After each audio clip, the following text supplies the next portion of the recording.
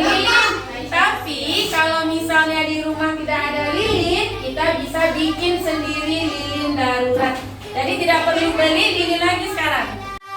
بالعينين أرى الأعلام تخفق في أمن وسلام بالأذنين أسمع تغريد العصفور وهو يحلق فوق الدور بلساني أتذوق حلوى وبها جسمي يصبح أقوى أنا إنسان لي إحساس أملك دوما 5 حواس بالأنف أشم الوردة بيدي ألمس وجه الجدة بالعينين أرى الأعلام تخفق في أمن وسلام بالعينين أرى الأعلام تخفق في أمن وسلام بالأذنين أسمع تغريد. Apa yang terjadi?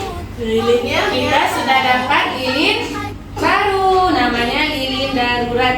Minyak ini kalau api bertemu dengan minyak, maka apinya akan semakin besar. Jadi apinya itu tidak mati-mati karena di tempat tadi sudah terkena minyak, makanya apinya bisa hidup.